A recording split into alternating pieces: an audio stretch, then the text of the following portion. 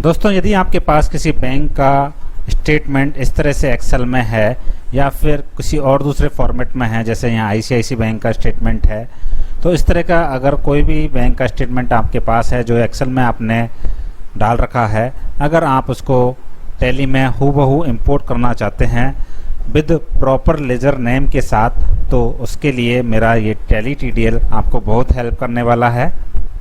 आगे बढ़ने से पहले मैं सबसे पहले आपको इस टैली टीडीएल की कुछ लिमिटेशंस हैं उनके बारे में बता देता हूँ। सबसे पहले तो आपके पास टैली के अंदर सस्पेंस का लेजर होना चाहिए जिसकी स्पेलिंग SUSPENSE होनी ही चाहिए। इसके आगे कुछ भी नहीं लिखा होना चाहिए। अगर आपके पास ऑलरेडी सस्पेंस का लेजर है लेकिन उसकी जो स्पेलिंग है कुछ अलग है, तो आपको क्या करना है, अल्टर में जाना है और उस लेजर को ओपन करना है। जैसे मैंने एक लेजर ओपन किया और अगर इसका नाम कुछ डिफरेंट है और मुझे सस्पेंस ही लिखना है, तो मैं नीचे अलाइंस में जाकर के SUSPEN ऐसे लिख दूंगा, जिससे मेरा ये लेजर सस्पेंस भी बन जाएगा। तो आप एक काम तो ये करेंगे, सस्पेंस का लेजर बनाएंगे। और दूसरी बात मैं आपको बता दूं कि जो एंट्रियां बैंक टू बैंक ट्रांसफ़र होंगी, एक बैंक से दूसरे बैंक में आपने पैसा ट्रांसफ़र किया है, तो उसके लिए एक एंट्री कॉन्ट्रा में होती है, लेकिन यहाँ कॉन्ट्रा का कोई ऑप्शन आपको नहीं मिलेगा। जो भी एंट्रियाँ आपकी होंगी वो या तो आपकी पेमेंट वाउचर से पास होंगी या फिर आपकी एंट्रियाँ पास होंगी रिसिप्ट वाउचर से। कॉन्ट्रा एंट्रियाँ इस टीडीएल के माध्यम से पास नहीं होंगी। चलिए अब शुरू करते हैं टैली टीडीएल के बारे में। तो ये मेन्यू आपको इस टैली टीडीएल को लोड करने के बाद दिखेगी, इंपोर्ट बैंक स्टेटमेंट, जिसमें दो मेन्यू हैं, एक इंपोर्ट है और दूसरी कंडीशंस हैं। कंडीशंस वाली जो मेन्यू है वो मैं आपको सबसे पहले बता देता हूँ। इस मेन्यू पर आप जैसे ही एंटर प्रेस करोगे तो यहाँ आपको दो फील्ड दी हुई है, एक तो नरेशन कंटेंट्स और दूसरी है सेलेक्ट रिलेटेड लेजर। तो जो बैंक स्टेटमेंट आपके पास है एक्सेल में, उसके अंदर नरेशन के अंदर कुछ ऐसा लिखा हुआ है जिससे आप लेजर को पहचान लेते हैं, तो वो यहाँ लिख देंगे। जैसे अगर मेरी नरेशन में नेटवर्क्स कहीं लिखा हुआ है तो इसका मतलब वो पावर नेटवर्क्स के लेजर में एंट्री जानी चाहिए। इसी तरह अगर हेमंत मेरे नरेशन में लिखा हुआ है बैंक के स्टेटमेंट के अंदर, तो वो हेमंत सोन सर्कल के अंदर जानी चाहिए। अगर कैश WDL लिखा है तो वो ड्राइंग में एंट्री जानी चाहिए, और फी लिखा हुआ है तो इनकम फ्रॉम फी के अंदर एंट्री जानी चाहिए। तो मैंने यहाँ कंडीशन डाल दी हैं और ये कंडीशन आपके बैंक के स्टेटमेंट में होंगी।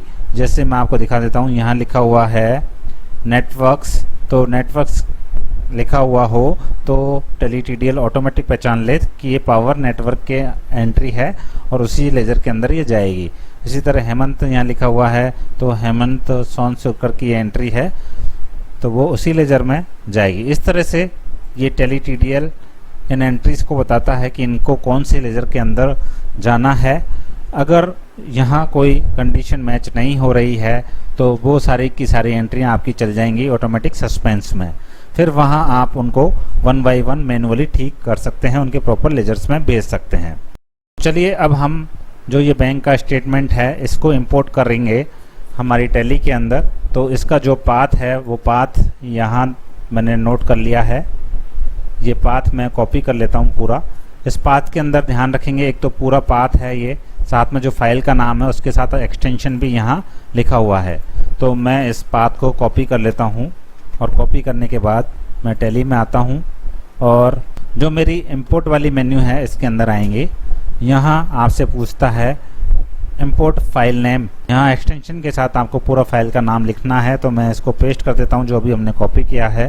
उसके बाद सीट का नाम ये पूछता है, तो हमारी जो एक्सेल फाइल है उसमें सीट का नाम शीट 1 है। बाय डिफ़ॉल्ट मैंने शीट 1 सेट किया है, तो शीट 1 यहाँ चूज़ करेंगे।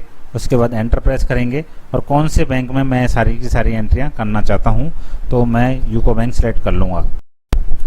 अब उसके बाद हमें एक्सेल फाइल की मैपिंग करनी है, तो हमें बताना होगा कि हमें कौन सी रो से एंट्रियाँ शुरू करनी है। तो मैं एक्सेल का स्टेटमेंट ओपन कर लेता हूँ।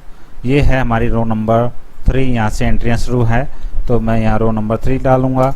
और लास्ट रो नंबर जहाँ तक मुझे एंट्रियाँ करनी है, ये रो नंबर है 7, तो यहाँ मैं 7 डालूँगा। अब पूछता है डेट के बारे में, डेट कौन से कॉलम में है मेरा, फर्स्ट वाले कॉलम में मेरी डेट है, तो मैं यहाँ 1 डाल दूँगा। और नरेशन है मेरी सेकंड वाले कॉलम में, तो मैं यहाँ सेकंड डालूँगा। उसके बाद चेक नंबर मेरे पास नहीं है तो मैं यहाँ कॉलम 0 डाल दूँगा। इसी प्रकार से डिपॉजिट वाला कॉलम जहाँ हमको पैसा आता है वो हमारा ये वाला कॉलम है ई कौन सा नंबर हो गया, 5 नंबर हो गया। और इस तरह से डेबिट साइड हो गई हमारी 4 नंबर, तो मैं यहाँ डालता हूँ 5 और यहाँ डालता हूँ 4। बस इतना आपको करना है। अब एंटर प्रेस करूँगा तो आपकी सारी जो एंट्रियाँ हैं बैंक की वो सारी इंपोर्ट हो जाएंगी टैली के अंदर। एंटर प्रेस करेंगे तो हमारी प्रोग्रेस बार चालू हो जाएगी। तो आप देख सकते हैं प्रोग्रेस बार, और ये सारी एंट्रियाँ हमारी अब टैली में आ रही हैं। काम पूरा हो गया। जो ये मैसेज आया है इसको हम बंद कर देंगे और अब यूको बैंक का स्टेटमेंट ओपन करके देखेंगे। तो आप देख सकते हैं सारी एंट्री आ गई, और जो 2 एंट्रियां थी वो प्रॉपर लेजर के नाम के साथ इंपोर्ट हुई हैं। नरेशन सब में प्रॉपर आई है, और जिनके अंदर हमने कोई कंडीशन नहीं डाली है वो सस्पेंस वाले लेजर में एंट्री पोस्ट हो गई है। अब हम चाहें तो इन सस्पेंस वाले लेजर्स को इनके लेजर्स में एंट्री ट्रांसफ़र कर सकते हैं। तो ये हमारा काम मैनुअल रहेगा। तो एक तो एंट्री आपकी ऑटोमेटिक इंपोर्ट हो गई, और जो कंडीशंस हैं उनके आधार पर ये प्रॉपर लेजर्स के नाम के साथ चली गई हैं। अब एक तो हमारा ये स्टेटमेंट हो गया। अब हम एक दूसरा स्टेटमेंट है ICICI बैंक का, इसको भी इंपोर्ट करेंगे। इंपोर्ट बैंक स्टेटमेंट पर क्लिक करेंगे, इंपोर्ट पर क्लिक करेंगे, और पाथ पूछ रहा है। ICICI बैंक का पाथ मैंने यहाँ पेस्ट कर रखा है, इसको वापस कॉपी कर लूँगा और यहाँ पेस्ट कर दूँगा।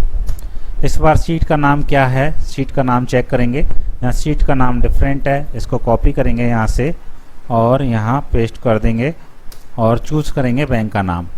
ICICI बैंक है इसलिए हम यहाँ ICICI बैंक का लेजर सेलेक्ट कर लेते हैं। उसके बाद स्टार्टिंग रो नंबर, तो ये स्टेटमेंट मेरा रो नंबर 14 से शुरू हो रहा है और ख़त्म कहाँ हो रहा है, रो नंबर 124 पर ये ख़त्म हो रहा है। तो 114 से 124 हम चलेंगे, तो यहाँ डालेंगे 114 और लास्ट रो डालेंगे 124। अब पूछता है डेट कौन से कॉलम में है, तो डेट है हमारी 3rd नंबर के कॉलम में, यहाँ 3rd लिखेंगे। नरेशन कौन से कॉलम में है, नरेशन F में है, जिसका मतलब है 6, तो 6 वाले कॉलम में हमारी नरेशन है। चेक नंबर हमारे 5 नंबर के कॉलम में है, और हमारी डिपॉजिट जो है वो 8 नंबर में है, और विड्रॉ हमारे 7 नंबर में है। तो मैं यहाँ डालूँगा 8 और यहाँ डालूँगा 7। बस एंटर प्रेस करना है और हमारी सारी एंट्रियाँ हमारी टैली में आ जाएंगी।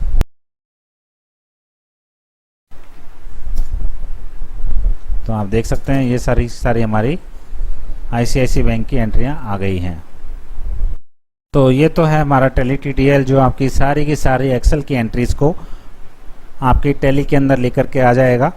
अब इस टैली TTL को अगर आप सीखना चाहते हैं तो हमारा टैली डेवलपर कोर्स ऑलरेडी चल रहा है, आप उसमें रजिस्टर करके इस कोर्स को करेंगे, और इस कोर्स में ये टैली TTL सिखाया गया है, तो आप इस TTL को सीख जाएंगे। और जिनको ये टैली TTL ख़रीदना है या ट्रायल उनको लेना है तो मुझे मेल करेंगे। मेल ID है हमारी contact.asansolution@gmail.com।